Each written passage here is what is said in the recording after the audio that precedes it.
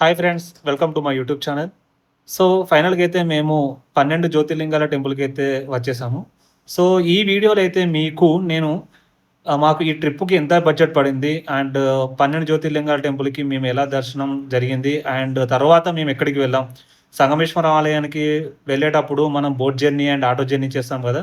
So, దానికి మనకి ఎంత ప్రైస్ పడతది పర్ పర్సన్‌కి అండ్ ఈ ట్రిప్‌లో మేమెందరం వెళ్ళాం. మాకెంత బడ్జెట్ అయింది. ఇవన్నీ డీటెయిల్స్ మీకు ఎక్స్‌ప్లెయిన్ చేస్తాను. సో, వీడియోని మాత్రం స్కిప్ చేయకుండా ఎండ్ వరకు చూడండి. సో, మీకు ఈ స సోమశిల డీటెయిల్స్ అన్నీ మీకు ఈ ఒక్క వీడియోలోనే మొత్తం తెలుస్తది. సో, ఫస్ట్ అయితే మేము ఇక్కడ కాళ్ళు చేతులు కడుక్కొని అయితే మేము టెంపుల్‌కైతే స్టార్ట్ అయిపోయాం. సో, ఈ వాటర్ అయితే తాగడానికి కూడా చాలా బాగున్నాయి. సో, కొన్ని వాటర్ తాగేసి కాళ్ళు చేతులు అయితే ఫ్రెష్ కడుక్కొని సో, మేమైతే టెంపుల్‌కైతే స్టార్ట్ అయిపోయాం. ఇదే మనకు టెంపుల్ ఎంట్రన్స్. సో, ఇక్కడ చూసినట్టయితే అసలు టెంపుల్‌లో అసలు క్రౌడే లేదు. చాలా ప్రశాంతంగా ఉంది. సో, ఇక్కడ రైట్ సైడ్ వచ్చేసి మనకి కొబ్బరికాయలు అవి అమ్ముతూ ఉంటారు. నెక్స్ట్ వచ్చేసి మేము వన్ బై వన్ ఒక్కొక్క జ్యోతిర్లింగంని దర్శనం చేసుకోవడం స్టార్ట్ చేశాము. సో, ఈ టెంపుల్‌లో మనకి 2 భాగాలుంటాయి. ఒక భాగంలో మనకి 8 జ్యోతిర్లింగాలైతే ఉన్నాయి. సో, ఇంకో భాగంలో అయితే మిగతా 4 జ్యోతిర్లింగాలైతే ప్రతిష్ఠించారు. సో, మేమైతే ఫస్ట్ వన్ బై వన్ మొత్తం అన్ని జ్యోతిర్లింగాలన్నీ దర్శనం చేసుకోవడం జరిగింది. అండ్ ఇక్కడ క్రౌడ్ ఎక్కువ లేకపోవడం వల్ల మాకు ప్రశాంతంగానైతే దర్శనం అయితే జరిగిపోయింది. ఈ సోమశిల ట్రిప్ వచ్చేసి ఒక్క రోజులో అయితే కంప్లీట్ చేసుకోవచ్చు. బట్ మీరు 2 డేస్ స్పెండ్ చేయాలన్నా గూడా మనకిక్కడ టెంపుల్ బయట వచ్చేసి మనకి రిసార్ట్స్ అండ్ రూమ్స్ కూడా అవైలబుల్‌గా ఉన్నాయి. అండ్ ఇక్కడ మనకి ఆర్డర్ మీద ఫుడ్ కూడా వండి ఇస్తారు. ఎవరైనా మన ఇంట్లో పెద్దవాళ్ళు ఉంటారు గదా! వాళ్ళు 12 జ్యోతిర్లింగాలొచ్చేసి దేశం మొత్తం తిరిగి దర్శనం చేసుకోలేని వాళ్ళుంటారు గదా! వాళ్ళు ఒకే చోట 12 జ్యోతిర్లింగాల దర్శనం అయితే ఇక్కడైతే చేసుకోవచ్చు. మేమైతే వచ్చేటప్పుడు ఒక మిస్టేక్ అయితే చేశాము. ఏంటంటే ఆహ్, మేమైతే ఓఆర్ఆర్ నుంచెల్లి వచ్చాము మాకు తెలియకుండా. సో, మాకైతే టోల్ గేట్స్ అయితే 2, 3 తాకాయి. అదే మనం నాగోల్ నుంచెల్లి వచ్చినట్టయితే మనకు ఓన్లీ ఒకటే టోల్ గేట్ తాకుతుంది.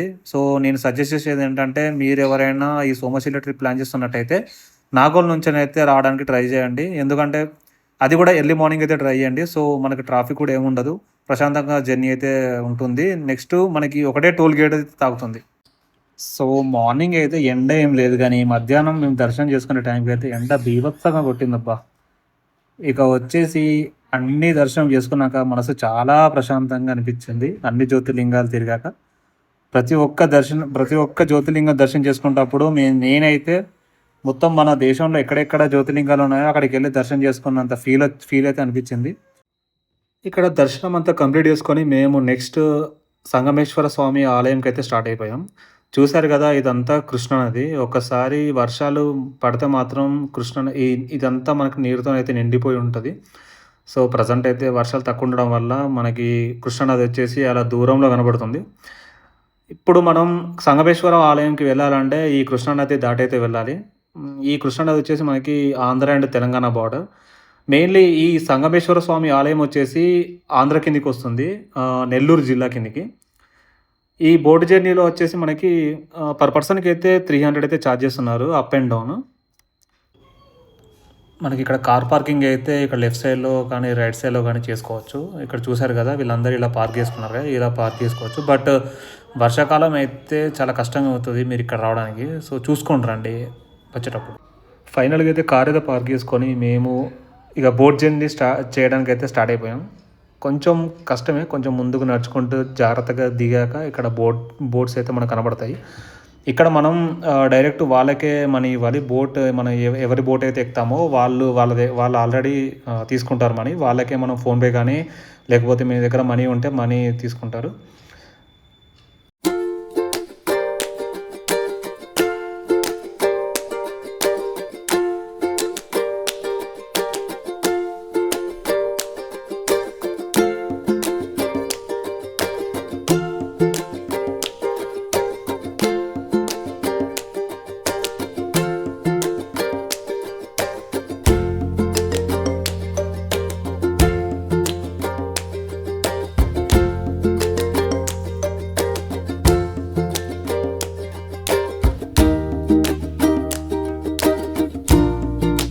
ఫైనల్‌గా అయితే మనం అవతల ఒడ్డుకైతే రీచ్ అయిపోయాం.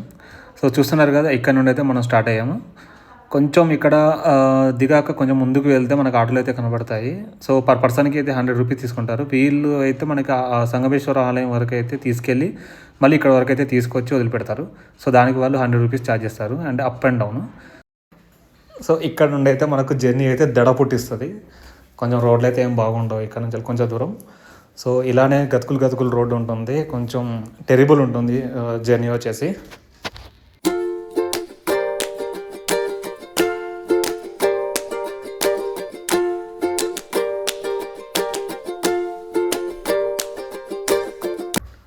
ఫైనల్‌గా అయితే మేము సంగమేశ్వర స్వామి ఆలయంకి అయితే రీచ్ అయిపోయాము.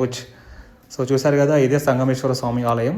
సో, చాలా హడావిడిగా అయితే ఉంది. బట్ క్రౌడ్ అయితే ఎక్కువ ఏమనిపించలేదు.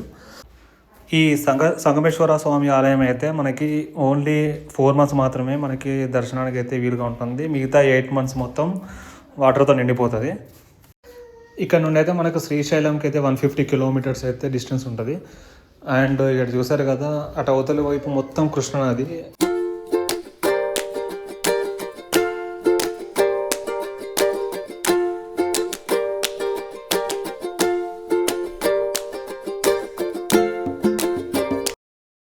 ఇక్కడ కూడా ఎక్కువ క్రౌడ్ లేకపోవడం వల్ల మాకు దర్శనం కూడా చాలా త్వరగా అయిపోయింది. కానీ ఇక్కడ ఆలయం చుట్టూ మాత్రం ఈ లొకేషన్ మాత్రం అదిరిపోయింది. ఒక పక్క కృష్ణాది, ఒకవైపు ఏమో కొండలు. చాలా బాగా అనిపించింది. ఇక్కడ దర్శనం చేసుకొని కొద్దిసేపు ఈ టెంపుల్ దగ్గర టైం స్పెండ్ చేసి మేమైతే తిరిగి వెనక్కి స్టార్ట్ అయిపోయాం. సో, ఈ ట్రిప్లో మేమైతే మా ఫ్రెండ్ ఫ్యామిలీ అండ్ మా ఫ్యామిలీ కలిసి వెళ్ళాం సిఎన్జి కార్లో. 4 మెంబర్స్ వెళ్ళాం. అండ్ ఈచ్ మెంబర్కి అయితే 1000 రూపీస్ అయితే అమౌంట్ అయింది. Only boat journey and auto journey మాత్రం పర్ పర్సన్కి అయితే 300 to 400 అయితే అవుతుంది. ఈ వీడియో మీకు ఎలా అనిపించిందో కామెంట్లో చెప్పండి. అండ్ మీకు ఈ వీడియో నచ్చినట్లయితే లైక్ చేయండి, నా ఛానల్ని సబ్స్క్రైబ్ చేసుకోండి. అండ్ నెక్స్ట్ వీడియోలో మళ్ళీ కలుద్దాం. Until then, bye bye.